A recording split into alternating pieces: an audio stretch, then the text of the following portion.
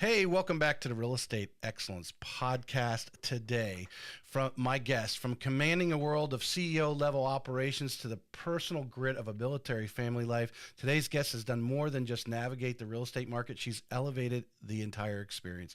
She's a strategist, a connector, a storyteller, and most importantly, a realtor with heart and intention. With a master's degree, a sharp mind for marketing, and a discipline honed as a military spouse, she understands the pressure, the pace, and the emotional weight of moving because she's lived it herself. After years of running a successful transaction coordination company, she stepped into the spotlight herself, building relationships, leveraging technology, and creating a concierge-level experience for her buyers and sellers across Northeast Florida. She's now part of one of the most respected teams in the region, the Debbie Tufts Group with Engel and Volkers First Goes, where excellence isn't a goal, it's a standard.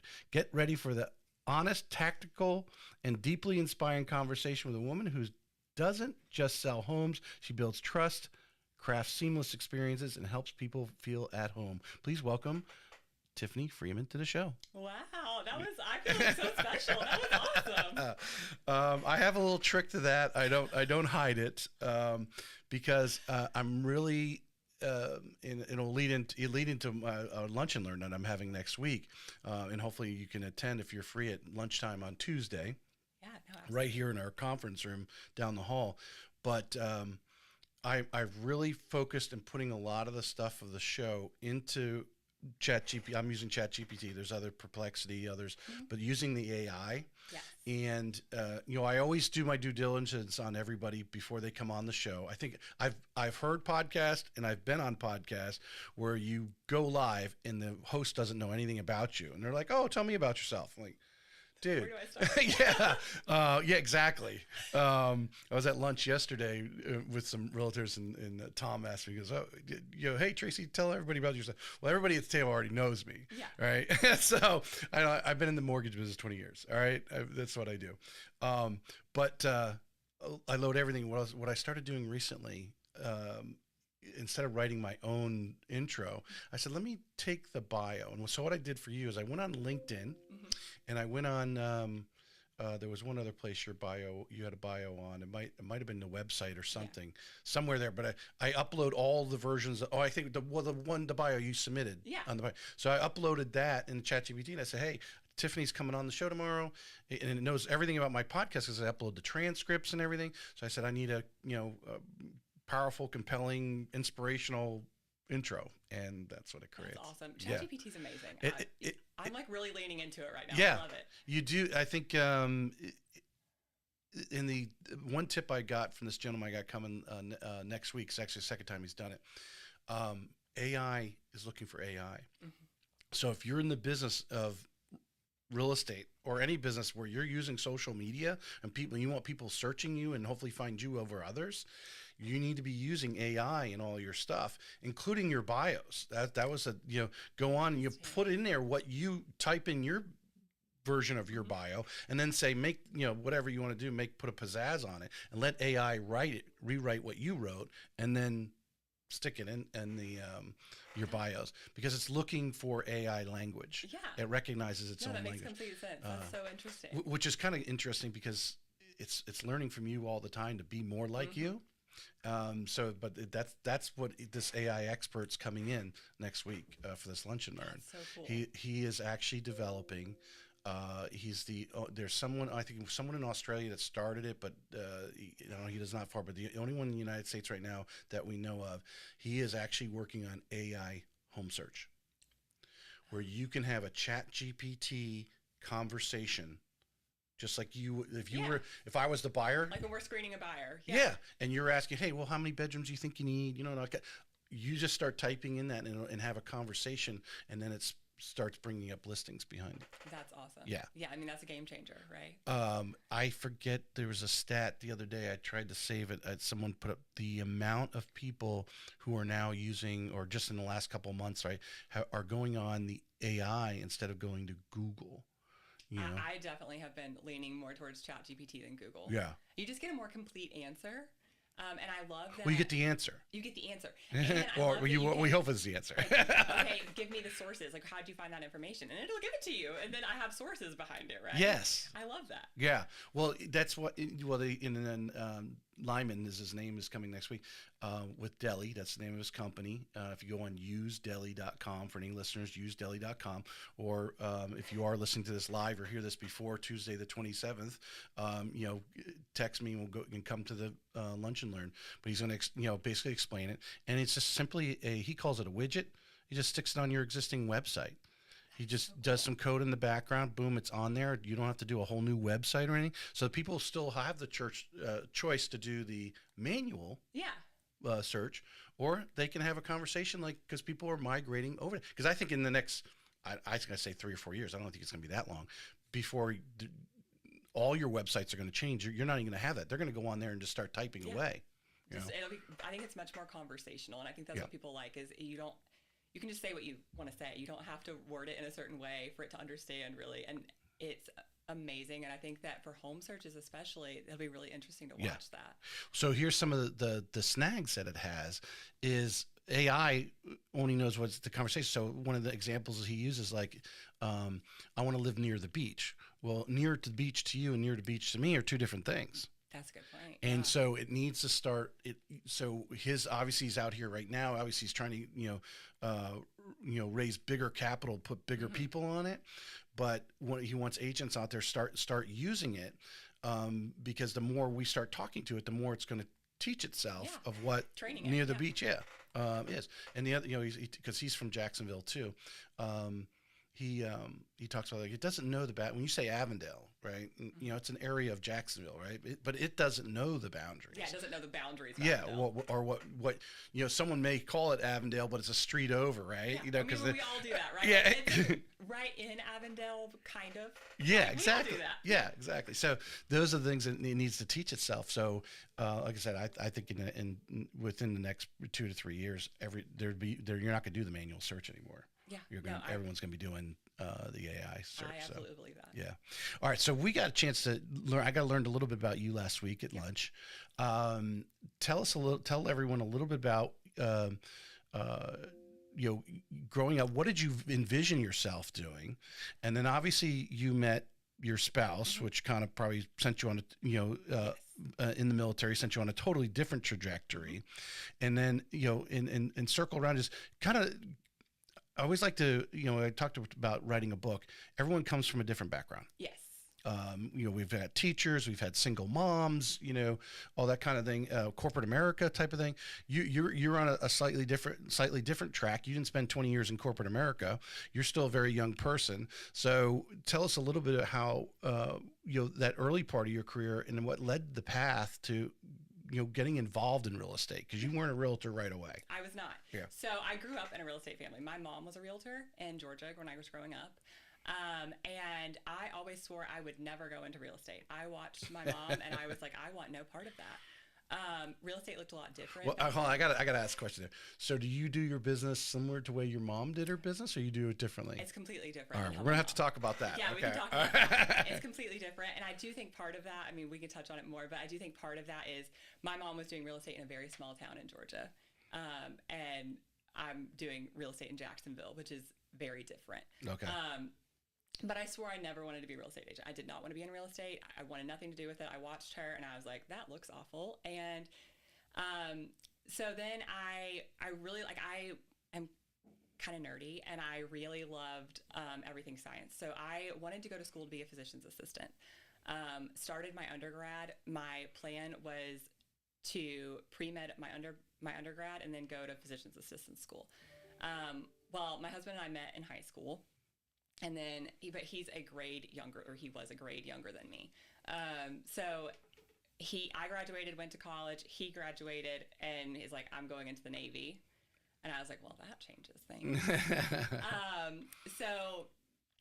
You were hoping he was going to follow you to college? I was hoping, but it didn't work out that way. So he went into the Navy, and pretty quickly after, we're long distance, pretty quickly after that, we're like, this just isn't, long distance kind of sucks. Yeah. So as soon as he got his first permanent orders after all of his schooling and stuff, it was to Jacksonville. And at that point we were engaged and we were getting married, and I was finishing my undergrad. I did finish my undergrad in Georgia. And then when we moved here in 2013, luckily, I mean, that's a whole other story, but luckily I stumbled into meeting Debbie, and she helped us buy our first house. And I joke and I tell everybody that, I mean, this was 2013, so pricing was different back then, but she showed me every house east of 295 and north of JTB that was under 200,000. I mean, my file is so thick. We still have it at the office just as like a memory, but it was so thick. And so we ended up finding the house, closing a couple weeks after. She's like, "Hey, I miss you. Do you want a job?" And I had just moved here. I knew no one. I'd gotten a dog because I was like, there's nobody. Like, my husband was on deployment, so I was like, I don't have anybody here. And I was like, yeah, I would love a job. Well, you mentioned this, you mentioned that at lunch, and it made me think. So you obviously she enjoyed, some of your small chatter, I'm sure, while you guys drove around and looked at houses. Yeah. Type of thing. But there had to be something that she saw in you to fill this position that she needed. There must have been some skill that you were demonstrating. Were you very organized in what homes you wanted to look at? What was it that you think? Yeah, I'm very type A. So, I mean, I had a spreadsheet. I had my Excel spreadsheet of all the houses, what I liked about them, what I didn't like about them. Pretty quickly, I'd narrowed down what I was looking for. It's just what I was looking for in the area I was looking for. There was a lot of them. Yeah. And I really don't know what she saw in me. I tell people all the time that Debbie has a knack for seeing potential in people before they can see it in themselves. And she saw it in me well before I ever saw it in myself. And so even when she brought me on, I had no intention of going into sales. And I was very upfront with her about that. I was like, I will support you on the admin side. I will plan events. I will do whatever you want me to do. I am not going into sales. And she's like, okay. And I didn't even plan to get licensed at that point. All right. So I got to ask, what was it? Something about your mom's business set you off? To have that attitude that you just expressed. So I think a lot of it was I sat in the car so many hours when she was doing showings, and when my mom would show a house, she'd be in there forever. I swear it'd be like an hour she was in every house, and I'm like, Mom, it's a 3-2. Like, it shouldn't take Exactly. And you could paint a room in an hour, right? And so, but I mean, I always saw her working. So my mom did new construction for a long time. And then she kind of ventured into resales as I got older, but so she worked, a lot of nights and weekends. And she was always on the phone. I remember like her always being on the phone. And I was just like, I want a job where I go to work every day. And when I'm off work, and I can be off work. And it's funny because that's definitely not how real estate is now either. It's 100% a 24/7 always on career. Yeah. But I do think I've tried to structure it a little bit differently so that I don't have as much of that as she did. But yeah, I mean, I really think it was just like following her around to showings and all of that I was eventually just like, I don't want any part of this. But so then I started working with Debbie, and she taught me everything that I know, really. I mean, she taught me, and luckily at the brokerage that we were at then, they had incredible training programs for new agents. And I went to all of them, even though I wasn't a new agent, because I wanted to know all of the info that an agent needed to know so that I could support her better. Do you think your mom had what you've had in as far as the trainings and support in the small town? Yeah. No. And the interaction with other agents kind of to talk shop and how do they do things a little more efficiently? I think when we sometimes don't even think about it, but if you're that agent that's spending maybe you don't have a lot of business, so you can spend an hour on one particular house. Obviously maybe you feel the buyer's going to fall in love with it, right? The longer you stay there, the longer the buyer wants to stay there. You're thinking, oh, I must like this house. But when you start to get busy and you're running a business, you got to be efficient in that, in your time that you're, especially someone who wants to go, hey, I want to go see 5 houses today. Well, right. I can't spend an hour in every house. It's just going to wear you down. Yeah. Well, I mean, the way that I always describe it to people to kind of put it into perspective is when my mom was selling real estate and where she was selling real estate. And like I said, it's a small town in Georgia. $1 Million Club was an annual award. You were trying to sell $1 million in real estate in a year. Yeah. We're selling There's a lot of sub $100,000 homes. Right. Yeah. And we're selling multi-million dollars of real estate a month. Right. So it's just a different level of real estate. We can't, we have to operate differently. We have to be more efficient. And there was never, like my mom's her business was very relationship based. I mean, it was a lot of people that she knew, but because of that, they're friends, right? And like, so it's like everything is like, oh, I'm just hanging out with a friend. They probably spend half the time gossiping, right? Right. And we're like pretty much all of my clients become friends by the time we're done. One of the things that I do up front is I have kind of like an expectations meeting, buyer consult, listing consult, whatever you want to call it. But I set expectations kind of up front of what they can expect. Because I feel like if they know, okay, every Wednesday I'm going to get a report from Tiffany that says this is how my listing is performing. I'm not getting the 5 o'clock on Friday phone call of like, hey, what's going on this week? Because they know that they just got the report on Wednesday and they're going to get it next Wednesday. And so I think setting those expectations, it's just the way that you run the business. Like my mom's was it was like a mom and pop little real estate business. I mean, it's in many things in life that we do, we wing it. Yeah.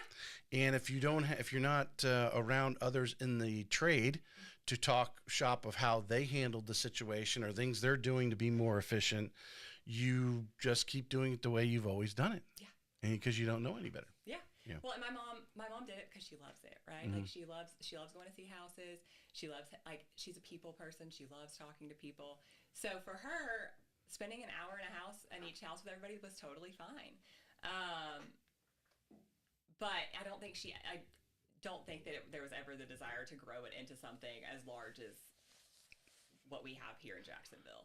So, well, she was making a living. Yeah, she's making a living and she's having fun doing it, right? And she just had it structured very differently. And it really wasn't until I joined Debbie's team that I knew that real estate could be ran so differently. I mean, in like my mom's real estate business, I mean, they were still doing like cell phone pictures for listings, right? There were no, like in our small town, there wasn't a real estate photographer that could come take pictures of your listings. So it was just like, it was cell phones on, the initial, not with the technology like the today. Phone, like the Nextel, that's what it was. Everybody had the Nextels that were like chirping each other. But yeah, no, they were flip phones or Blackberries. Right. But it wasn't until I joined Debbie's team that I was like, oh wow, like this is real estate at a completely different level. This is not what I know of real estate. So kind of had to ditch everything that I thought that I knew about real estate and relearn everything Debbie's way, which was incredible and very eye-opening. Like I said, I mean, it was a business. It was. So what happens then that you start actually going, well, maybe I can get into sales? Yeah. So I got licensed in 2016. Also had my daughter in 2016. So had a new baby. My husband was going on deployment again. And I was like, I think I do want to get into sales, but the timing just wasn't right at that moment. But I did go ahead and I got licensed because that gave me a lot of ability to support her in licensed assistant. Actually, like I could start writing contracts. I could start doing those things, which I think ultimately helped me significantly as my career progressed to have that time to really just focus on, okay, how do we write a great offer? How do we write a great listing agreement? And then I think that like my husband came home, we got new orders. And it's like, okay, so now we're moving. And Debbie, I went to work and told Debbie that we were moving, and we just had this like conversation of, I was like, I don't want to leave Jacksonville real estate. And I told her about my idea for Beacon and kind of launching this transaction coordination company that would support agents across different brokerages, and that would allow me to stay tapped into Jacksonville real estate while I was not here. Right. And she was like, I will support you however I can in that. Let's do it. And so I never hesitated, was just like, let's go. I support you. I see the vision and let's go. So we started working on that. That was 2018. And that turned out like that was an incredible experience. And I think that, so between working with Debbie and then Beacon, but by the time I went into sales, I'd been a part of right at just over 2,000 transactions. So I was going from the time working with Debbie and then working with other agents in a combination, you had been in part of a couple thousand transactions. Wow. So that is a game changer. Yeah. I had seen I feel like I got to enter sales when we came back, because I entered sales when we came back in 2022. So that says something right there, because I mean, anyone who's, if you haven't been in the business long, someone who does 50 transactions is a big producer. Right. And the fact that you personally were involved in helping him transact nearly 2,000, you were working with a good array of agents. Yeah, we had quite a few agents. I mean, at one point we had 4 other TCs working with me. Wow. So we were doing a lot. Mm-hmm. But it gave, I feel like when I went into sales in 2022, I just came in with such a head start that I wish every new agent could have, because I had seen so much, right? Mm-hmm. And I feel pretty confident navigating really any situation you can throw at me, because I've seen it before. I want to ask you this, because the listeners, I think, can pick up on this, because I talk about it all the time. There's a lot of agents out there that have reached their, I call it the lid. Mm-hmm. Okay. They've trying to do, they're doing everything themselves, but at some point they max themselves out, and they really aren't growing. If they're growing, it's very little, because they're not spending time, nurturing the past clients and starting to snowball that referral business or repeat business. They're just focused on, hey, they're getting referrals, but it's just staying right there. They're just hitting that lid, and I think it's under 10 million. Depending on what level, but I think the average in Northeast Florida, if you're somewhere between 6 and 9 million, you're probably feeling this. Yep. And you've done it where imagine they were pay for play transaction. You get so much per transaction, mm-hmm. whatever that is. And there's a couple good services in town. Yeah. I've had Samantha on. She's running she has great experience there with the Ops Suite. You were on the helping side. You were supporting these agents. Did you see them start to blossom? They called you because like, oh my God, I'm so busy, I can't do anymore. And then you take this load off of them, and then just see them catapult. Yes. Yeah. And that was the most fulfilling part of Beacon, right? So like when we started Beacon, I guess the tricky part is that I'd already identified that I really wanted to go into sales, right? And it just, the timing didn't work out. And that was you can't go into sales if you don't live here. That's kind of difficult to do. But it was my way to stay in Jacksonville real estate. Mm-hmm. So, but I knew it wasn't like my long-term goal. But what was the most fulfilling part of it is getting to watch other agents blossom, because they had our support, and getting those like late night text messages of like, hey, we got it done. We couldn't have done it without you. Like, those were the things that it was like it is worth it, you know? And I would tell any agent, you don't get that from a normal job all the time. You do not. Because you're not, unless you're, in sales, you do, if the sale is, whatever, whether it's a 1-day sale or 1 hour sale, or, you get those immediate feedback mm-hmm. transactions, like, people say, thank you for helping us out. Thank you, whatever. But the large purchase that they're making, and the fact that we're spending 30, 45 days on average with them, if not longer, if you take longer to actually look for the homes, right now, some people are really taking some time. Yeah, they have the ability to. Yeah. And so forth. And to get that feedback, that's kind of like our high, right? Oh, no, it's absolutely. I tell people all the time, real estate is the highest of highs and the lowest of lows, right? Yes. But that is definitely our high. And I think that we can't take for granted the fact that, I know for us, we're doing these all day, every day, right? We're cranking them out. For our clients, they're not. They're doing this a handful of times in their lives. Right. And this is an extremely emotional, vulnerable time in their lives, for no matter what the circumstances are. I mean, we're with them through divorces. We're with them through deaths. We're with them through births. We're with them through everything. And what an honor to get to be along the ride with people while they're going through those changes, right? I mean, the fact that they're trusting us to help them through this time in their lives is like kind of mind-blowing when you really sit and think about it. Yeah. And it's just like, it's such an honor.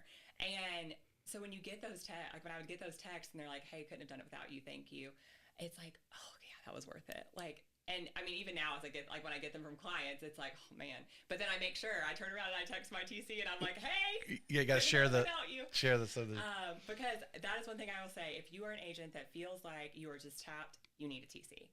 And if you have a TC and you still feel tapped, you need a different TC. Because having a Well, would you agree that some agents, and I'm sure you've seen this, some agents, yeah, the TC, because a transaction's a transaction, right? And the things the transaction coordinator is doing is, there's a lot of steps, depending on the transaction, may take longer than others, but there's a series of steps that you're doing to get them to closing. Then there's some other stuff depending on the marketing strategy of that particular agent, for example, marketing being another part. Maybe you can add to this if you think of something else, but the marketing is another. If you've got a marketing plan and you want to nurture those past clients and it's very intense, not intense from what you're putting out, but intense from the standpoint that you are really working it. You are contacting so many times, you're having client events, whatever it is, that's a whole nother ball. And that changes with the real estate agents because some are more serious about it and more, into it than others. What would you recommend if you're talking to agent? What's your experience? We know TC, you've been at TC, you've run TCs, you see that benefit, but now you've been in the real estate business for, number of years, you're doing your own business. What are some of the other things that they should be looking to outsource? Yeah. So we do outsource marketing, a good bit of marketing. We have a marketing consultant that's amazing and we outsource a lot to her. However, Evie does a lot for us as well. So that helps there. I do think that there's a point for agents where you've outgrown your TC and you're kind of starting to look for more of an assistant. You do get to a point where. Does an assistant replace a TC? Not always. I think it depends on the assistant. So I did both for Debbie in the beginning, and it worked for us. I don't think it works for everybody. I actually think there's a pretty limited number of assistants that can replace a TC. The reason I say that is, in my mind, a TC is a specialist, right? They get that contract. They got that spreadsheet, timeline. They've got it down, and they have it nailed down. Yeah. And they're in transactions all day, every day, and that mindset of being in transactions is a little bit different than the mindset of being an assistant and that, like, setting appointments and coordinating calendars and working on events. And I think the shift between the two of those things can be difficult. And my other thing that I've always kind of emphasized to people is when we're doing a client event, if we have an assistant working on a client event, I don't want that to take away from our transactions, right? Yeah. And so when a couple of times a year when we have these client events that take a lot of energy, I don't want our transactions falling to the wayside because that assistant is tied up working on this event.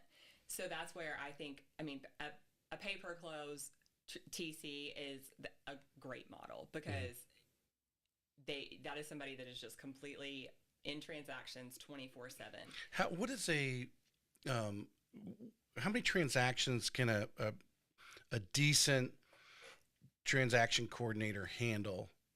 Whether it's they're working with a team and that they're getting everybody different team, or one that's working, obviously with realtors across the board from different brokerages. But how many can they expect to have on their plate at any one time?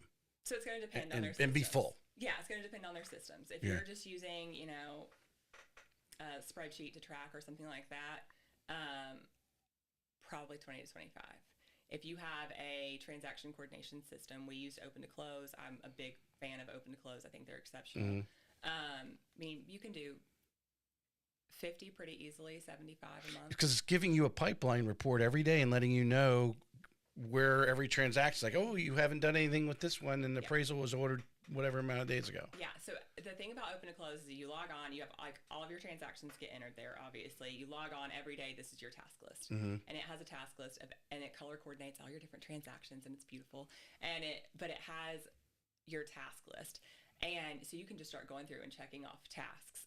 But it also saves all of your email templates. You're sending emails from inside of that software. You're not really shuffling between. It has all of your docs in there, so you're doing compliance inside of that.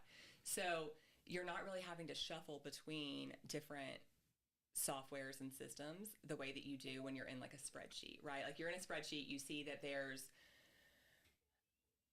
you need to check on the appraisal for a file, but then you got to go to your email and send that email, and then you're going back to your spreadsheet and you're telling your spreadsheet that, hey, I sent this email, I need to make sure I get a follow-up on that email. Open to Close is doing all that for you.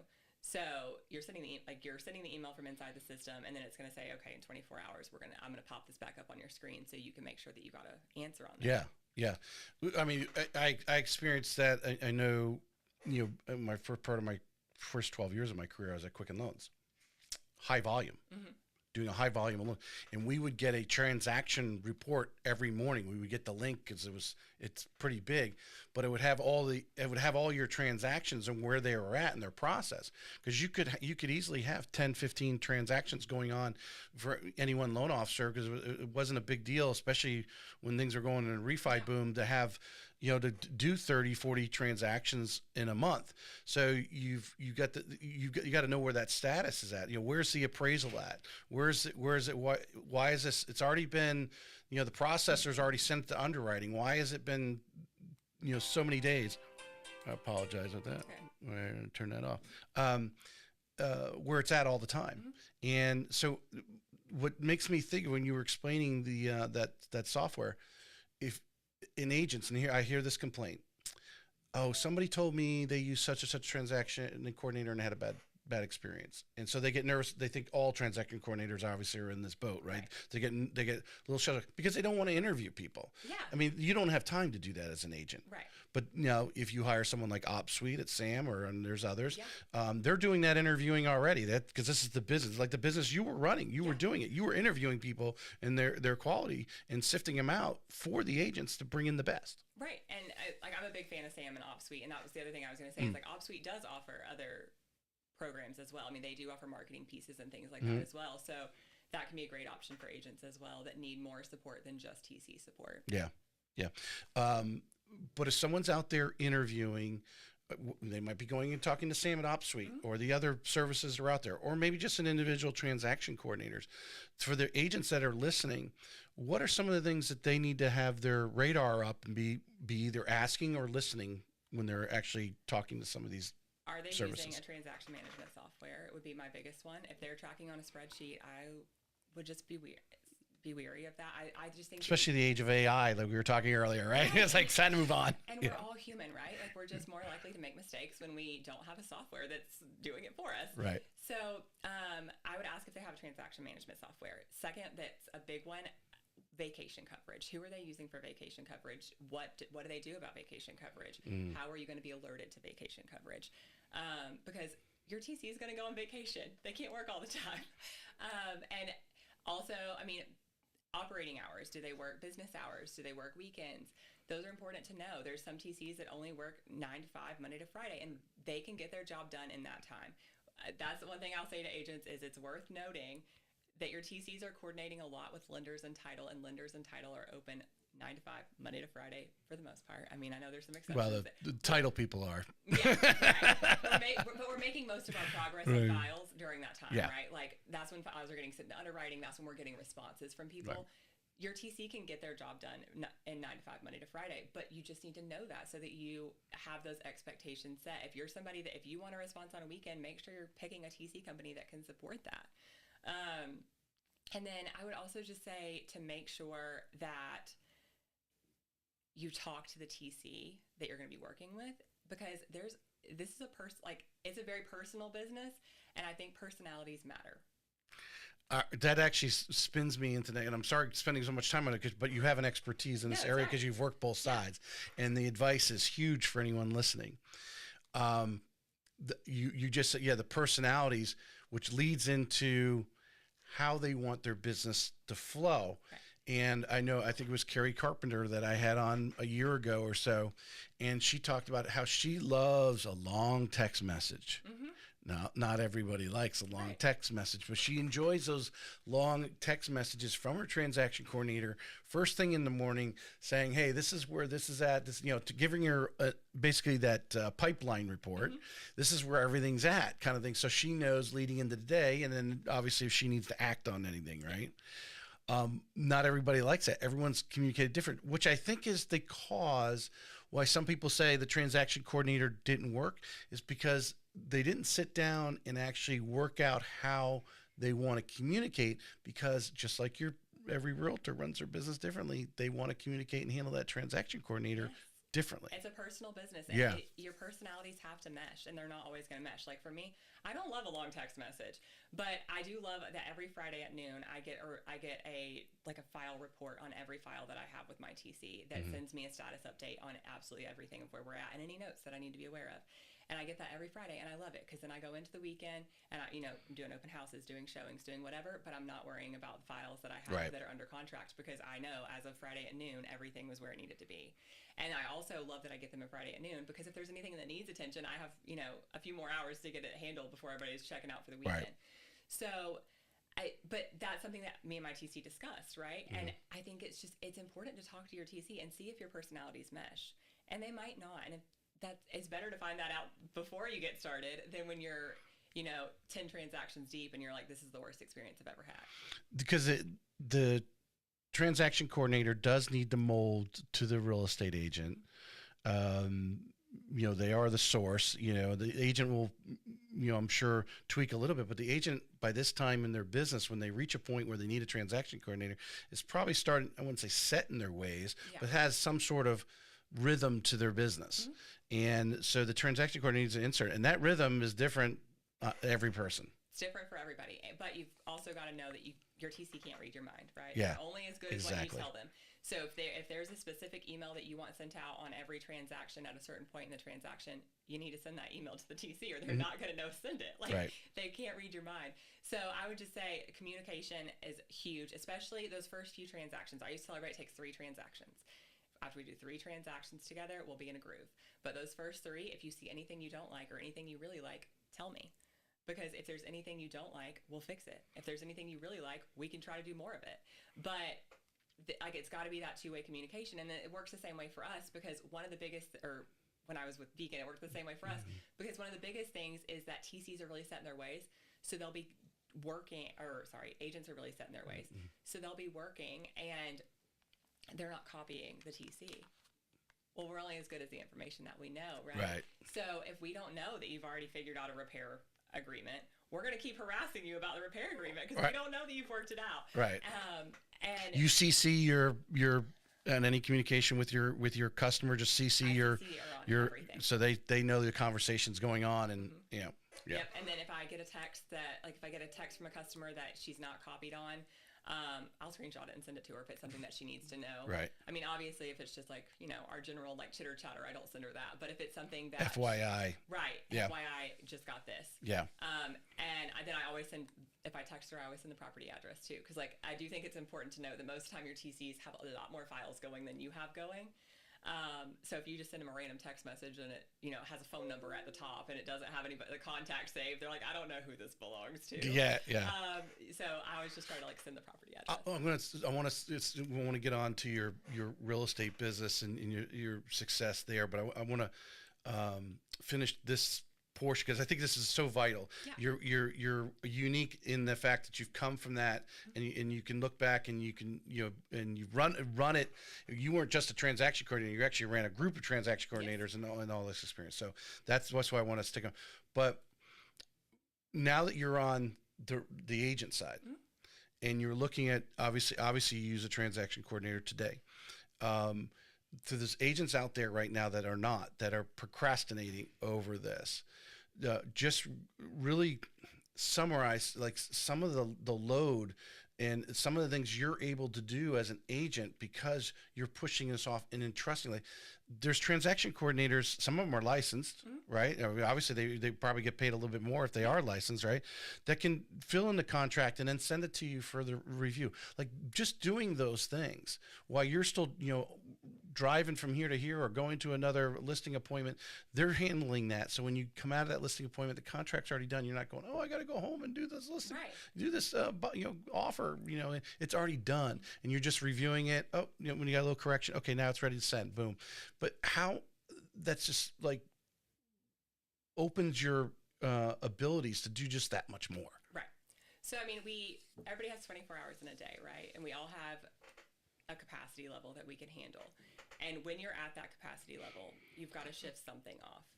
And if you don't have a TC, then that's where you can start shifting off. You could get a TC and start shifting off. And they can do it just as, I would say just as good as you are, but If you're not the only one, they can do it better than you. Yeah, exactly. I'm a big, Debbie taught me this, and I'm a big surround yourself with people that are better than you. Mm-hmm. Like if you are outsourcing anything, you should be outsourcing it to someone who's better than you at that particular thing, right? You're not going to hire a marketing person that's worse at marketing than you. So you shouldn't hire a TC that's worse at doing TC tasks than you are. Right. But the fact is, a lot of agents are really terrible at doing TC tasks. Like, as far as staying on top of it, sending emails when they should be sent, because we're busy. And everybody, a lot of agents have families at home too. So like for me, it's like, there's two agents that it really appeals to, right? There's the agents that are really high producing that are just tapped, but they don't want or have the time to bring on an assistant to hire to offload assistant tasks. So they go straight to a TC that already knows how to TC, so that it's a relatively smooth transition. And then there's the people that want time because they have families and they're figuring out that they're working all day. They're going to that showing appointment at 5 o'clock, and then they get home and they're like, crap, I still have to write this contract. And that's time they could be with their family. Right. And so it really appeals to two. Or just decompress. Yeah. Or just like watch a TV show or something. Yeah, right. Or maybe even eat dinner. But, right. yeah, so it definitely appeals to kind of two different groups of people. But regardless, I mean, I think it's definitely one of the easiest things that you can offload in your business to free up some capacity. And just to those who are out there listening, that are going, this might be me. You may be doing really good business right now, and people they're giving you good reviews.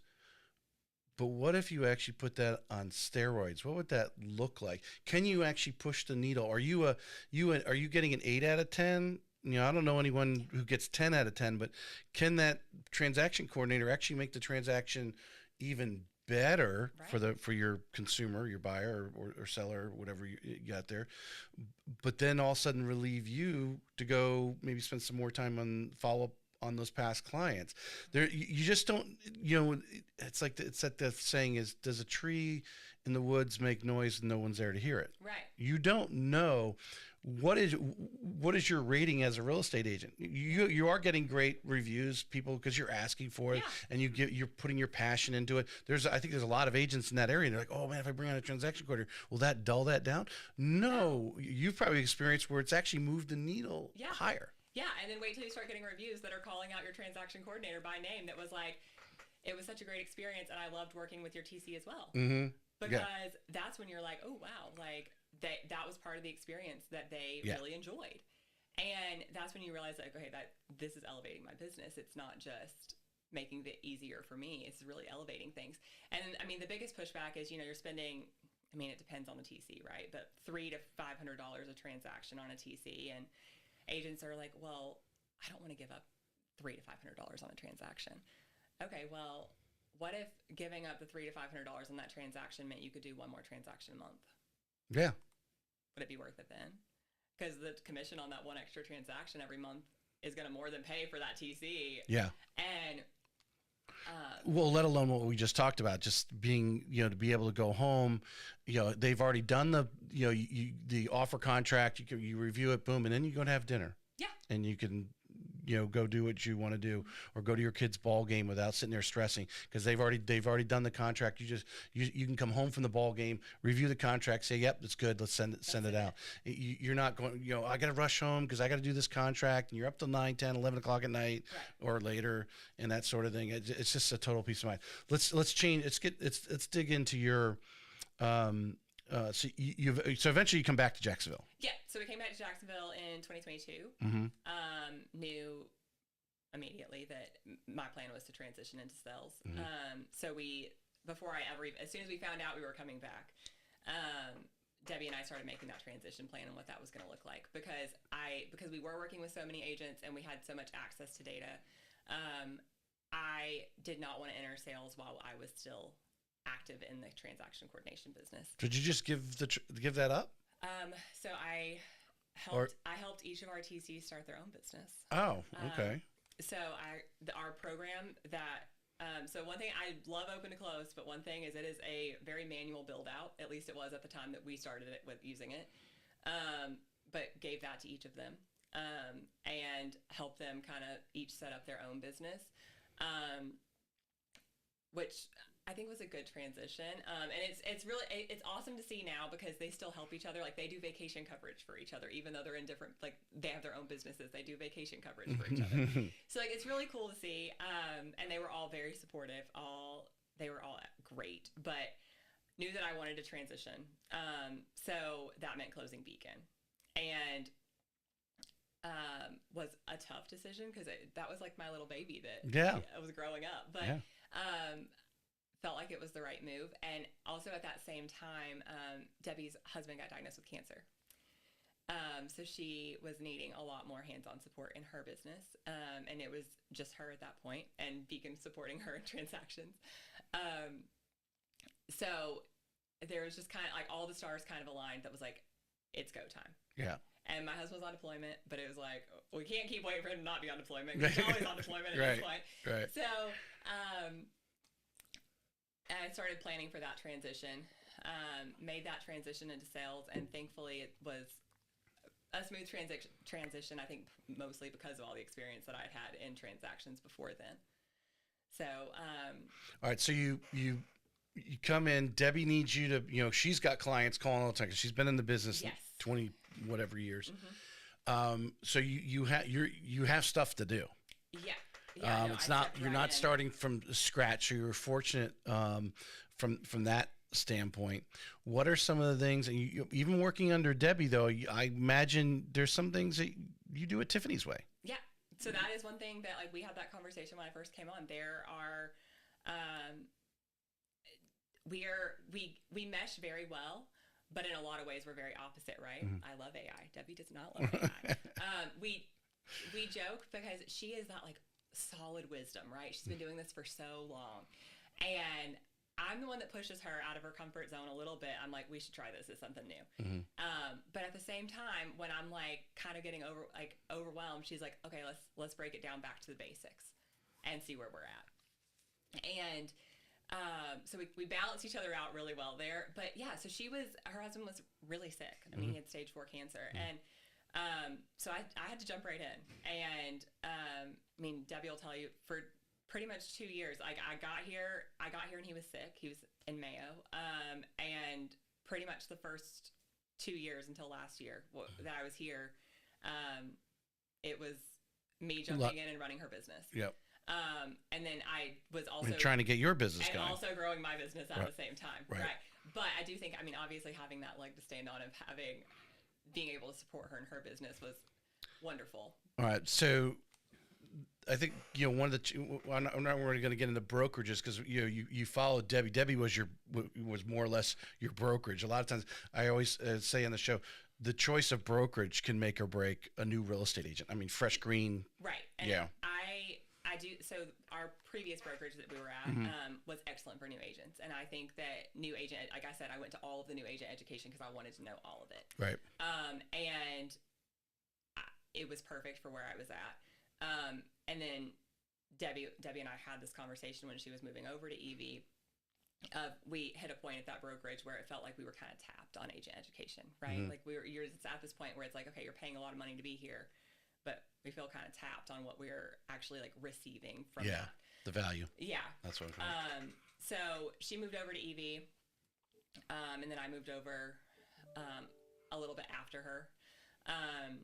And there's another place we'll be there. Yeah. But the mentorship that you got, because now you're coming over, she's kind of taken away, but your listing appointments, were you guys doing, I can't remember if I'm sure I asked Debbie this, but were you guys doing buyer consultations as you're required to do now? Yes. So we were doing them before too. You were doing them before. So, but having that mentor of working with Debbie, did you feel when you came back, you were ready for that, or you still went together on some of these appointments to work through, get some at bats of you actually being the presenter? I felt ready. I mean, we definitely would, like, we still, even now, will tag team some, just because we like to go together. But I definitely felt ready. I mean, I felt well prepared at that point, but it was a completely different side of sales, right? I was used to sales at Beacon, but I was selling agents on TC services. Right. So it was a completely different side of sales. I'd never done a listing presentation before. I had prepped a gajillion of them for Debbie, but I had never actually done one. Yeah. So that was a little bit different. Well, I imagine, with your back office experience in having done so many transactions and seen so many, because I mean, if there's not an issue with a transaction, I don't, it's like, does it exist, right? Exactly. There's always something. I mean, it might be just a minor negotiation over repair or something, but there's always something that they're bumping in the road. How big it is different on every transaction. But you had seen all this. Yeah. So when you sit down right now and you have a conversation, as we were talking kind of pre-show about like new construction catastrophes and things like that, in doing inspection reports and stuff like. You had a lot of experience just as a new realtor, but you had enough experience to really kind of tell some of these stories to these customers in front of you. I think what is different, right, is so when you have normal new agents are focusing on their listing presentation and their buyer's presentation because they're trying to get clients. And then they get those clients and they're like, okay, now what do I do? I was the opposite. I knew what to do once we had the clients, but it was like, okay, we got to go back and learn how to do listing presentations and buyer's presentations. And like, I knew how to prep them, but I've never given one. Right. So I was a little bit opposite there. And, I came into sales with a broker's license because I got licensed in 2016 and I got my brokers in 2021, I think. It might have been 2022. So I came into sales with a broker's license. Like, I did things very out of order, right? Like, it did not follow the traditional path, but that initial transition was actually pretty smooth. And I do think a lot of that is because I was confident once we had clients. I was like, okay, once I've got somebody, I'm good. I can get them to closing. Right. We can do that all, and no matter what bump we hit from here to closing, we've got this. We've just got to master getting the client. Which thankfully, because I had previous sales experience, was not as rough of a transition. Well, did you find yourself being, I don't know, people don't know to ask what questions, but situations that have come up. And when you start talking to them in the presentation about your experience, like, hey, based on what you're looking at, might have, we need to look for this, we need to look for that. You're going new construction, you should have an inspector with you. Definitely need an inspector. Yeah, because you've had, and you can speak through experience and confidence, and that bleeds through on your presentation. Oh, absolutely. I mean, I never had to have that experience that a lot of new agents have of going into a listing appointment or going into a buyer's consult just completely green, right? Like, I went in and I had stories I could tell, and I had experience I could lean on. So that's where I think having like any new agent that has the opportunity to work as an assistant or a TC or anything for a period of time, I would jump on that opportunity. And I know that it feels like it's not a lot of money, but do it for 6 months, right? Just get the experience there, because having those experiences to lean on when you're going into those appointments gives you all the confidence in the world. Yeah. Yeah. I mean, you can dive in, like, obviously, like a lot of people do, but a young person that might be listening to this, who's going over here to UNF to take, real estate, degree that they have over there, becoming a transaction coordinator, while they're in school, taking that and so forth is a huge experience. Because would you agree? A lot of times, I would imagine some agents let the transaction coordinator solve the problem. Oh, yeah, absolutely. I would say, it was amazing to me in the beginning how much other agents will lean on their TCs to solve problems. Especially experienced one. I know there's some new agents that were fortunate enough and they got a TC right away. They were willing to, give that few $100, per transaction because they knew. But yeah, if you're a new agent and you don't have a lot of experience, and maybe you're on one of these cloud brokerages, so you're not surrounded by people walking in an office, like you may at one of the fancy Engel Volkers offices there, where you have all these smart people around you. You hire a smart TC. Yeah. Can carry you through, because there's people. The other thing is like as you started, you saw yourself as just being a transaction coordinator. You didn't think about going into sales. There's people that just that's what they enjoy doing. They enjoy, whether they're working at home or in a cube, and they like being that project coordinator. Yeah, there are career TCs that, and it's a personality type, right? They love that. Yeah. And they have absolutely no desire to go into sales at all. I gotta ask, did you, when you were hiring TCs in your business, did you give them one of the personality tests? Yeah, we did disc profiles for everybody. To see if they were the type that actually liked working in that cube. Yeah. We did disc profiles on everybody. If you're a high D, typically, are not going to be a good TC. Just because you don't. You got to have that compassion and the patience. Those high Ds typically don't have it. Yeah. But also, I mean, for the personality testing, like letting your TCs know, because then after they learn a little bit about it, they're kind of like placing their agents too, right? Like they're like, that's a high D. Like that person's, they're high strung. And this is how I need to treat them, communicate with them, how often. Absolutely. Yeah. But then we had, I mean, back to the new agents, we did have so many new agents at Beacon that would call us, they hit a hiccup and they're like, well, what do we do now? Yeah. Because they don't know. And it was great to be able to support them through that. But I mean, also as a new agent, if you're jumping right in, I would consider a TC if you're able to, because if you can get a good TC that's been doing this for a while, they're a wealth of knowledge. I mean, the average TC sees so many more transactions than the average agent. They just see more issues come up, and they just have more experience navigating those issues. And I think a challenge that you're always juggling as an agent is quality support, like from whether it's a plumber or obviously a lender or all the other ancillary supports that make the transaction happen around the agent and the transaction coordinator. That experienced transaction coordinator is working with all these other agents that they know Joe is going to show up and get that done. Right. Let me call him and we'll get it done. Yeah. That was coming into sales. That was, I think, another huge benefit that I had is that I've worked with every title company in town. And I've worked with, a ton of contractors in town. And so I knew, like, okay, steer clear of this title company, steer clear of this contractor. Oh, I really like this title company, or I really like this lender. And I knew that going in because I'd had experience working with them, where new agents are just having to feel that out or go with, whoever is recommended to them by others in their brokerage. I've been to a mortgage conference where they actually said, you ought to, become good friends with the title company because you can be a resource when that other loan officer screws up the deal. Yeah. And it's not necessarily screw up the deal too, not to be negative. There are loan officers that will screw up. There's one going on right now that this company should not even have gotten this loan, and they're supposed to close today. And they're, I know someone significant who is on part of this transaction. They say, oh, we're not closing today. It's going to be a while longer. It's like, well, when she told me who the lender was, it's like, no, you should not be doing that DSCR loan with them because one, they're a cluster to begin with. Now, just doing a standard FHA loan they could do those all day long, but no, you need people who specialize. But the deals that fall out. But what I'm finding now, and I don't know if you've experienced this, I had recently where condos, there's a lot of lenders who don't really want to do condos right now. It's many condos in Florida because we're here in Florida, so I assume it's condos in Florida, where others are starting to specialize in it. Yeah.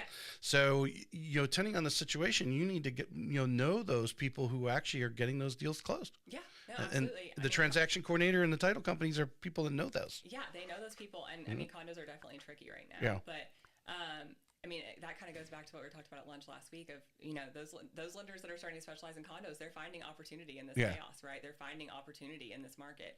And there's always a way to find opportunity, but then knowing those specialists that, okay, I have this situation and I know that this person's great at this. Yeah. Like that's huge. Yeah. And it all relates back to your client experience, right? Because if you're able to tell your client with 100% certainty, like this is your person, that changes the experience rather than dragging them through what you just described where, I mean, they're supposed to close and it's going to be a while longer. And what does that even mean? All right. So I'm going to throw one out here at you because you do have a vast more experience than the average agent because again, 2,000 transactions there's not many agents that do 2,000 transactions in their 30-year career. Right. Okay. So you having been a piece of that, and me knowing that because I came from a call center for 12 years, it's based on volume. So the amount of credit reports I've seen is far more than my non-call center co-parts out there in that just get a few loans a month. Right. And so we've seen deals get done. We've seen, who to call when we need to solve a problem, whether it's a repairman or whatever. You've worked through that. Or an insurance company. That's another thing right now. Another one, yeah. You got to have your insurance connection. We were talking yesterday about, what if the roof and the seller doesn't have the money for the roof, but they would obviously after the house closes, and escrowing the money to get the roof done. That'll let you pay at closing. Yeah, exactly. Yeah. So, most lenders should be able to do it, but to escrow it, but again, having that contact for the roofer, and obviously these agents had that question about it, which I guarantee if they're asking it, that means probably 70-80% of the agents out there have the same question, because it doesn't come up all the time. But these are things you got to find an insurance company that's actually going to write the policy so the loan can close, right, and then put the new roof on, and a few days later, 30 days, yeah, whatever, and get that done. So you need these people. Mm-hmm. So when you come down to, you're now on the Realtor side, and I'm asking this question because I think one of the biggest failures agents have and run into issues with a lender or other vendors is because they're into choose this handful of people, and they think they're relieving themselves of some sort of obligation or some sort of kickback in a way that if something bad happened, it would look bad on them. Right. It's going to look bad on them no matter who it is. Would you agree? Yeah, I agree. Yeah. No, it absolutely would. I mean, I have a pretty vast network of different contractors, vendors, that I'll use. But each of them have a specialty, right? Mm-hmm. It's this is who I call, if I've got a fogged window, this is who I'm going to call. Right. If I've got your number one guy, you have a second guy if the other number one guy's in Europe. If he's busy, I've got a backup. Yeah. But I think, and it goes back to pick specialists. Right. Pick people that are specialists. Pick people that are doing this full time. That are, and not just lenders that are doing this full time. Pick title companies that are doing this pick people that are doing this full time, that do this all day in and day out. Because those are the people that are going to be able to help you really solve problems when the problems come up. Yeah. And the problems are going to come up. Yeah. Well, it goes back, and this is the point I want to get across, and I think you'll agree with me in getting to know you here in this last hour.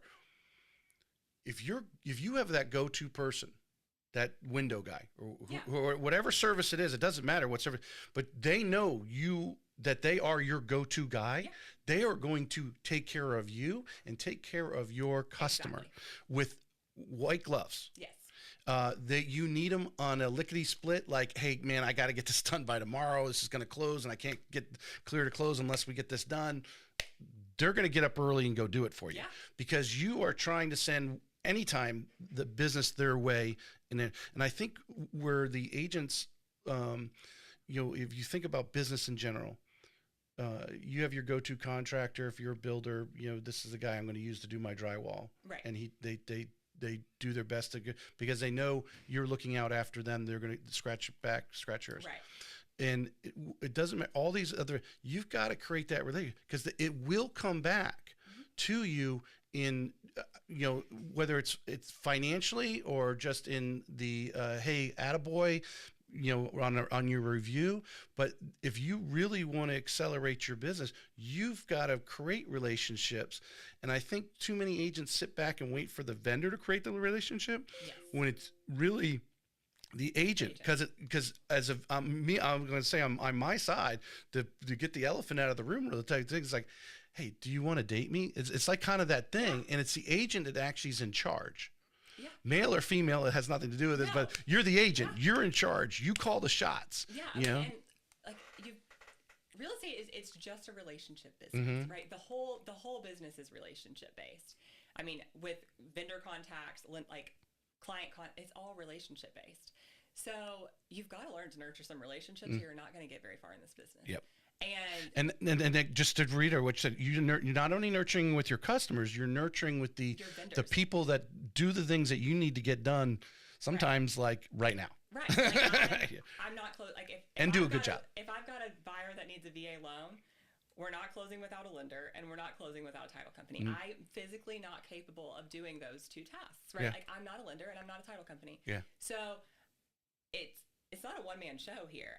Do I think that, like, I do absolutely agree with you that it's on the agent to establish these relationships and nurture those relationships. But also agents kind of need to humble themselves a little and be like, okay, this is not a one-man show, even though like sometimes it feels like it is. Yeah. You've got to nurture those relationships, because the fact is, like, your lender is working with a lot of other agents. You're working, I mean, probably, like, you might have a couple of lenders for different situations, right? Like you might have a DSCR lender or a condo lender, but like you're working primarily with a few lenders for different situations, and you need them to be there for you when you need them. Yeah. So you got to nurture those relationships. Yeah. Otherwise, I mean, like at least for me, I always want my customers, like my clients, to have A+ service, right? So I want those relationships nurtured. So like you said, when I pick up the phone and call and I'm like, hey, I have this person that's got this going on, can you help? Yep, I'm going to drop what I'm doing and I'll do it right now. Yeah. No, I mean, there's many times people call me about situations and I'm like, I don't know, but I know others. Let me get on the phone, and I start making phone calls for them. Yep. Take it off their, hey, we need someone, this is a unique property. It's not a conforming loan. We need something totally out of the box, which I don't even offer. So I need to call someone and you need to have those people, on your team. Yeah. You got to have those people on your team, and you've got to nurture those relationships and just know that you can't do it without them, right? Like the deal's not going to close without them. So you've got to have just great communication. And I tell people, like, I have 2 communications degrees, so there's a lot of communication over here. But communication is really key. Like when you're establishing those relationships with a lender, like, I mean, obviously we get reached out to by a ton of lenders and a ton of title companies. Talk to them. What can you do that's different than what my lender currently does? Right. Because they might have a specialty that you need, and they don't know. Like you said, to ask that question, because sometimes they don't know what you need. They just know you're an agent and we're calling, hey, you got business. Can you, well, hey, I need someone, because my guy over here that I use all the time for a lot of other stuff doesn't really have a great condo team in their operations. It's like we talked about, like last week, we were talking about VA, one-time close, construction and firm loans. Unique product. Not a lot of people offer them. I work with a lot of VA buyers. Right. And we were talking about those. And so that instantly it's like, okay, now we have a connection over this, because I know that is something that you can help me with. And that's so that's a relationship I'm going to nurture now, because I know that that's something that I need, because that helps my clients. Right. So that is like, I think it's just asking the questions and being okay asking people the questions. Right. And I mean, I've worked with lenders before that, like, I know a lot about VA because I've bought with VA loans. I've helped a bunch of VA buyers. I know a lot about VA loans, and I've had to correct lenders. I'm the worst at like sending a screenshot of the VA handbook and being like, I'm the worst. But if you're having to do that frequently, maybe it's time to talk to somebody else and see if they're more well-versed in a VA product. Yeah. Not everybody does a ton of VA loans, right? Yeah. Like every lender's business is a little bit different. Yeah. So I think just kind of interviewing, and like you said, it's a little bit like dating. Like, well, what do you do a lot of? What do you not do a lot of? Like I think having those conversations and having those conversations early. You need to have those conversations before you need the people, because once you need them then. Yeah. Exactly.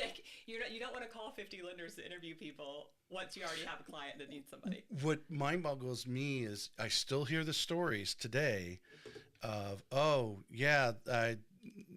because as an agent, this person was, and there's a lot of agents out there in this category, I was so nonchalant in my recommendation, like, well, here's 3. But then when you do that, maybe they choose one of the 3, but what you do is you open them up to say, well, they weren't really like, this is the best guy for your deal. They're going off and doing their own shopping.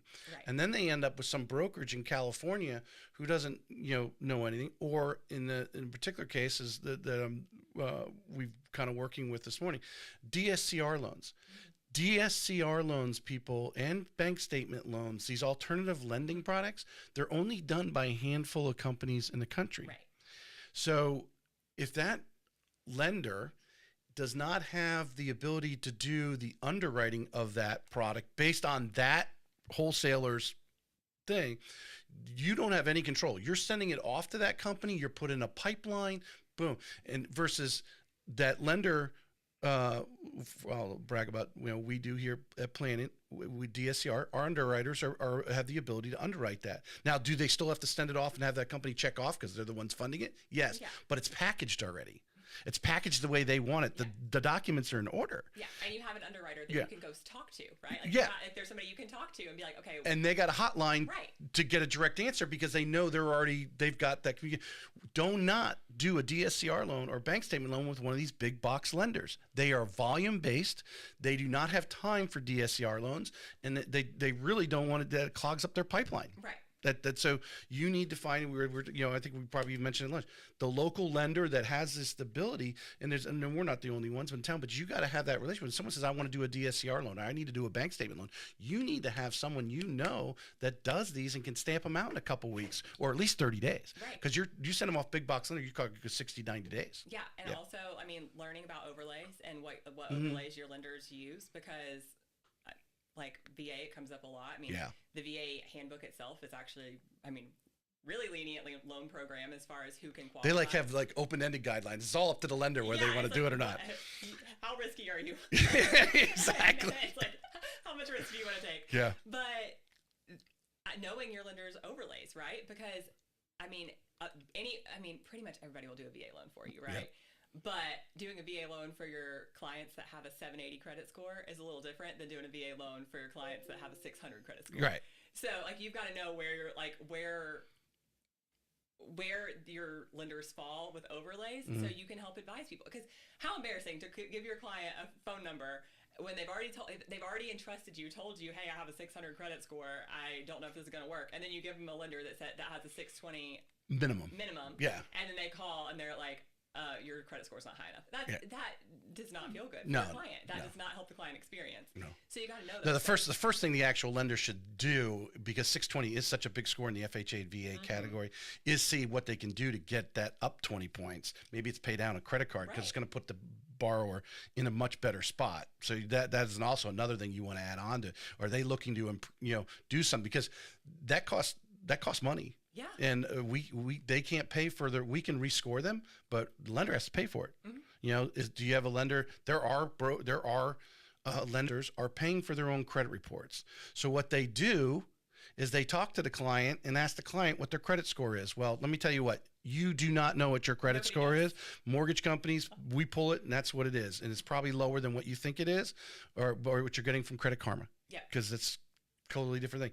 But, they're just talking through it, and not where if you go with the lender who, the company's paying for the credit cards, cost of doing business, they're going to pull credit and work with every client that you throw them wherever they're at. Do they need credit help, or maybe they're 680 is the next score, right? And if you're at 679 versus 681, there's a difference. Yeah. And to go and find where we can get those 2 points in the credit score. There's lenders out there, lenders, brokers, loan officers, that because they're paying for the credit report, they're not going to get involved in that because that's extra expense. Yeah. Well, and your volume-based lenders are not going to get involved in that because they don't have time, right? Yeah. They're cranking people out. Well, the smart ones have someone like a team they go send that off to. The thing is, credit reports have gone up $100 in the 20 years I've been at. It's $100 more for the same credit report than it was in 2005 when I started. Crazy. Yeah. And I don't know what they're doing differently, and we have better technology. Yeah. Figure that easier, but yeah, you would think. But yeah, the cost of those. Now, I'll tell you one thing that hasn't gone up is kind of crazy is appraisals. If you really think about it, what do we charge appraisals in 2005 versus today? And the amount of time an appraiser needs to be apprenticed and the hours they got to put in before they can go out on their own is just unbelievable. Crazy. Yeah, it is. So, man, we've covered a lot of ground. This was really an informative show because your unique skill set that you have. And just to reiterate with the kind of close of the last topic we were just talking about, agents, build those relationships, go out and, like you said, sit down.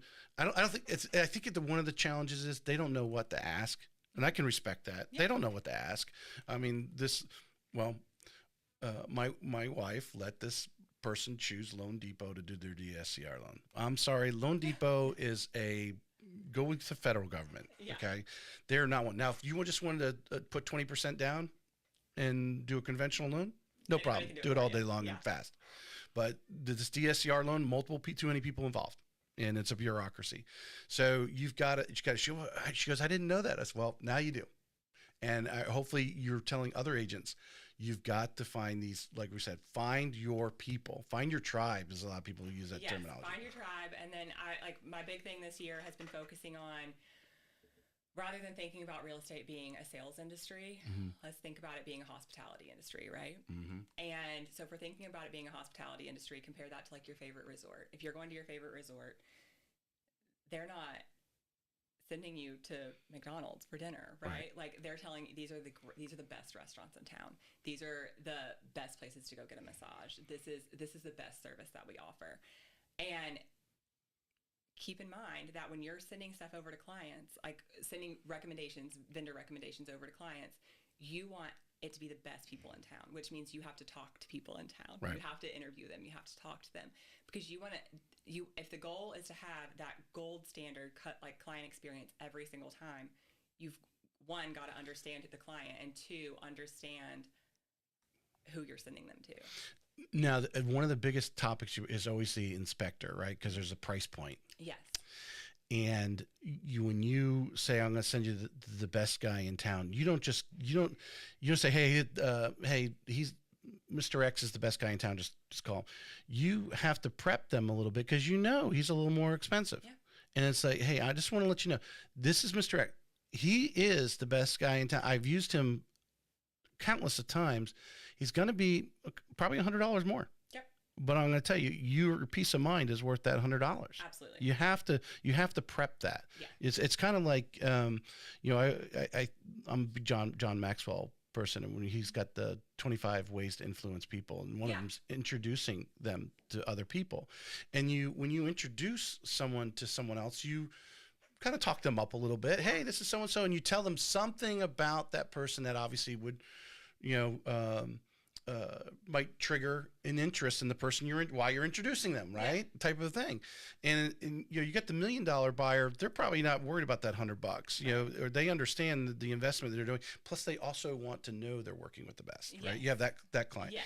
Where you might have the first time home buyer who's kind of nickel and dime and say, do not step over the quarter to pick up the nickel on this one. Pay the extra $100.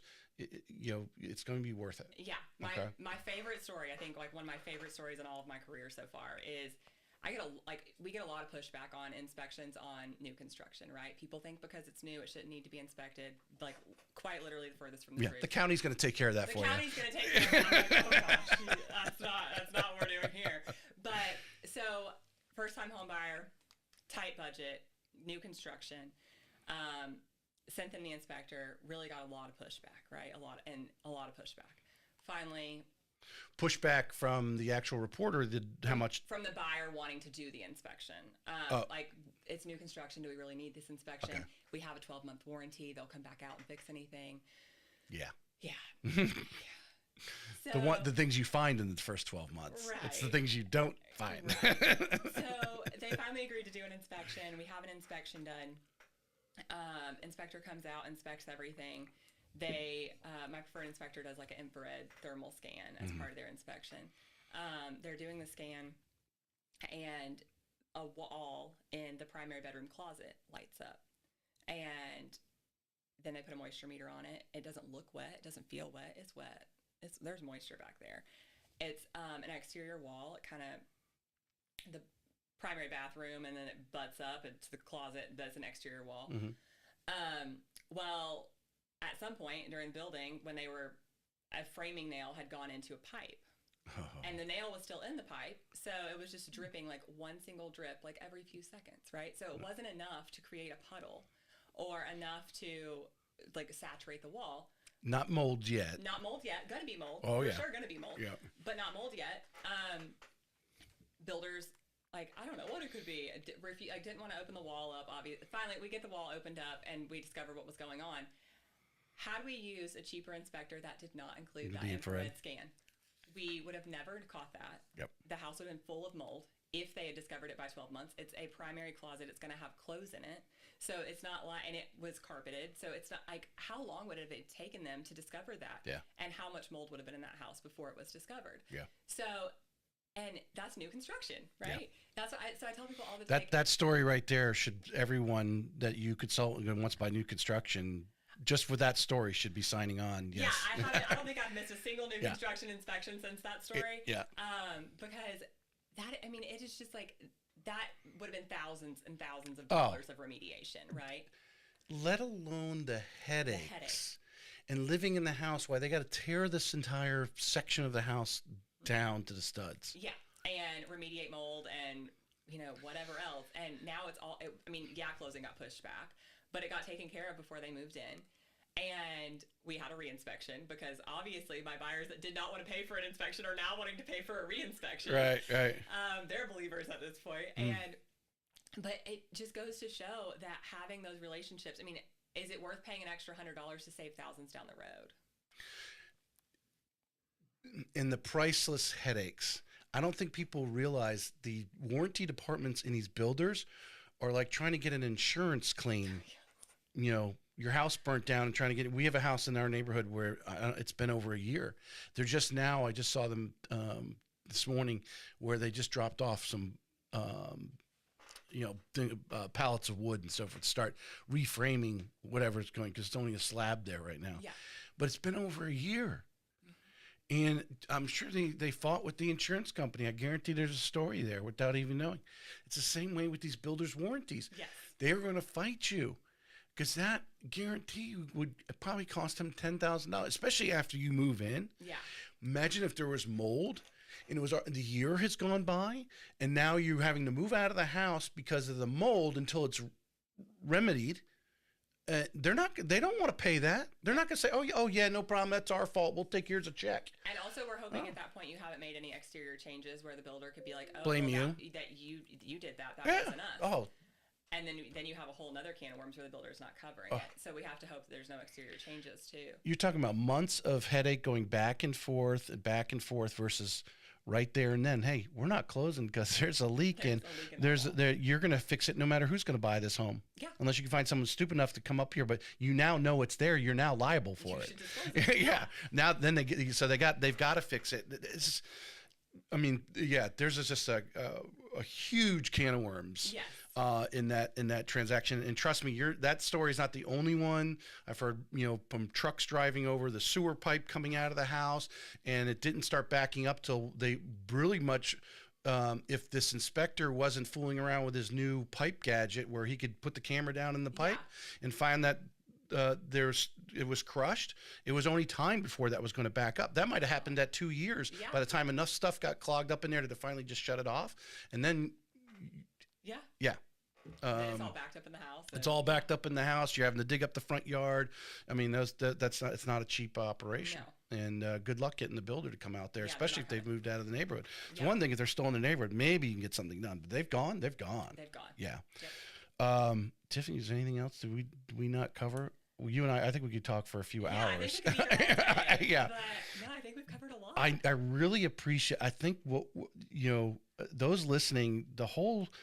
Like I said it once before, your experience being the transaction coordinator, I think one of the challenges that agents have, and this would be a chapter in the book, is the challenge of hitting the lid and not realizing there are people out there that really love transaction coordinating. They're good at it. They're being trained to do at it. They're being interviewed properly for you. And you need to, make some calls. Obviously call someone at Sam at OpSuite and amongst the other companies that are out there, and interview them. They will open your horizons on the and really expand your business. Did anyone that you've ever helped from the transaction side ever decline? Go down in business? No. If they were at least trying? No. Yeah. Absolutely not.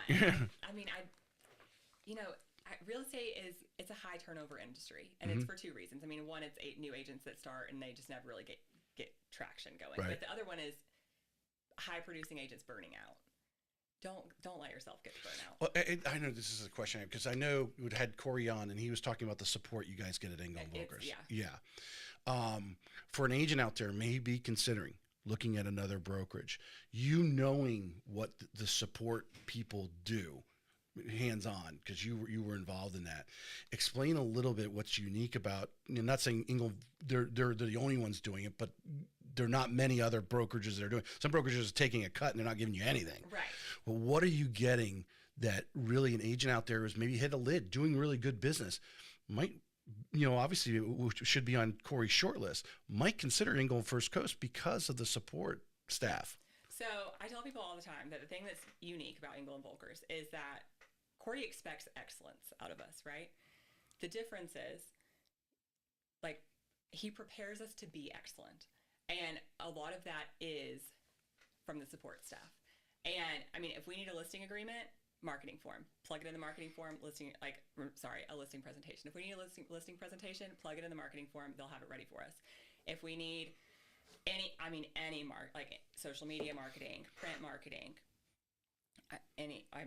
buyer consults, anything, we plug it in the marketing form, is on our desk when we get to the office.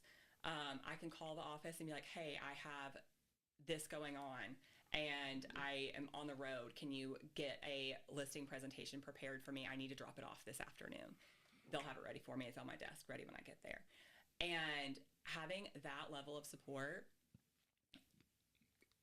as an agent, if you have that paired with a TC, that burden, like the burden that's taken off of you is just unbelievable. Can you find other ways like to be, accent your marketing, take some time to really strategize your marketing? Because I think a lot of agents are moving at such fast speed. They're doing all these things themselves.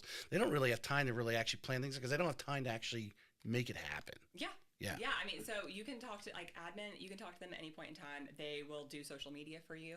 Like they'll manage your social media for you if that's what you're wanting them to do. Mm-hmm.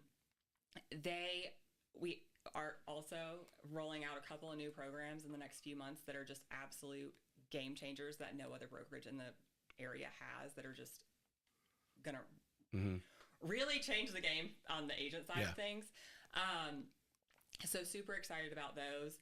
But I think that having the ability to just know, I mean, it's honestly like having an assistant on your team that you're just paying for as part of your cut, right? Yeah.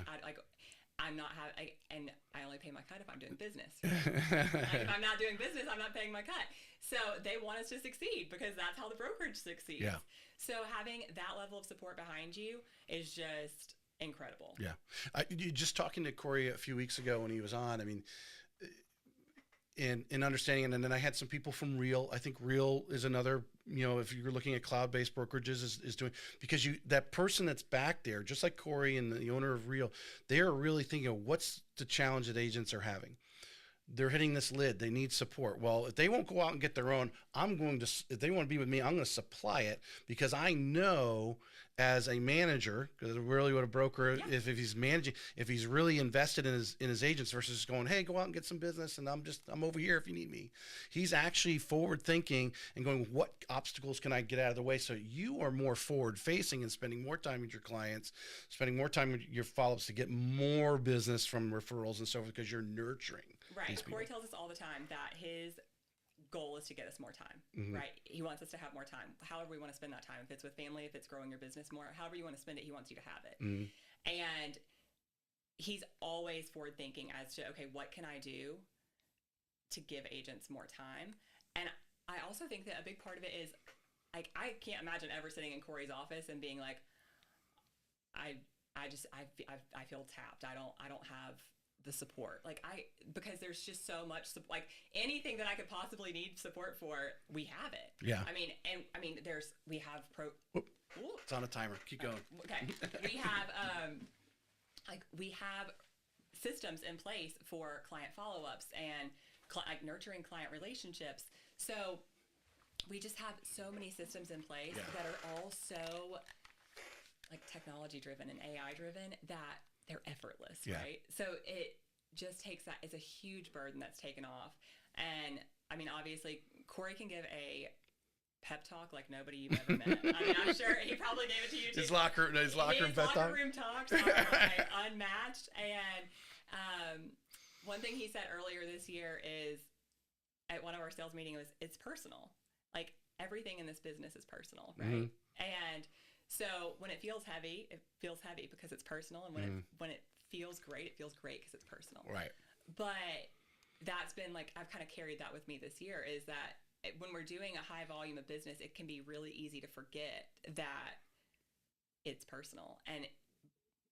But like just kind of centering yourself back on that and remembering like how much of an honor it is to be with these people during this during this part of their lives, and the support that they give us to make sure that that is just the smoothest transaction, so that when in 3 years, 5 years, 7 years, when they're ready to sell, there's no question who they're calling, right? Of course they're calling you back. I think the attitude, and I'm going to steal it, in the military, to steal, that in your relationship there, your husband being in the military, I'm sure he can relate to this. If you have soldiers out on the front line, which is your agents, they're out there every day, they're stressing because they're not getting paid unless they got a deal. And, they're doing their thing, and they need a supply chain. They need to make sure they have the bullets, the marketing support, what's new coming out, keeping them abreast of what's going on, keep all the intel. And if that is not a robust support that they feel they can go, you could stick your neck out on the front line. You're not running a successful business. I really wish every broker had this kind of attitude. There's a handful that do in town. I know them.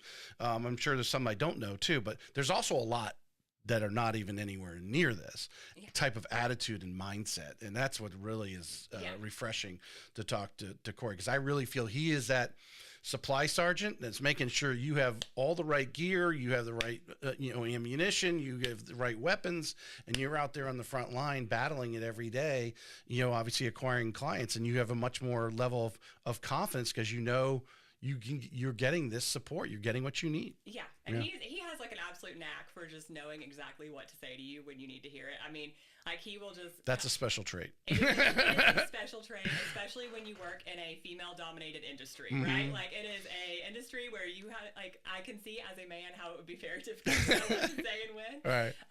But I mean, it's like, I can't tell you how many times I've walked into the office and like, there's always an issue going on, and like, I'll be talking about it, and it's like, sometimes he knows that he's just like, yeah, that's tough. You'll get through it. But then other times he's like, yeah, life's tough. So are you. Get a helmet and get in the game. He's like, and it's like, okay, yes, sir. Like, so he just knows it. Like, cause I mean, sometimes you need that. Sometimes you need that. Like, yeah, it's tough. You need to get back in the game. Go. Yeah. You get the moment of recognition, and then you get the kick in the butt, and you're back out there. Okay, go. Right. And he just has a knack for knowing like exactly what you need to hear when you need to hear it. But then I think the most impressive part to me is just how incredibly forward thinking he is, and like he sees the issues that we're facing. I think a lot of times before we even know that we're facing them, and then by the time we know we're facing them, he's rolling out a solution to them. And that's leadership. That is leadership, and I think that is 100% why the brokerage has been as successful as it is, as quickly as it has, because his leadership. I mean, he's 35 years old. Like, it's unbelievable the level of leadership he has for a 35-year-old. Yeah, unbelievable. I appreciate you coming on today. Yeah, no, thank you so much for having me.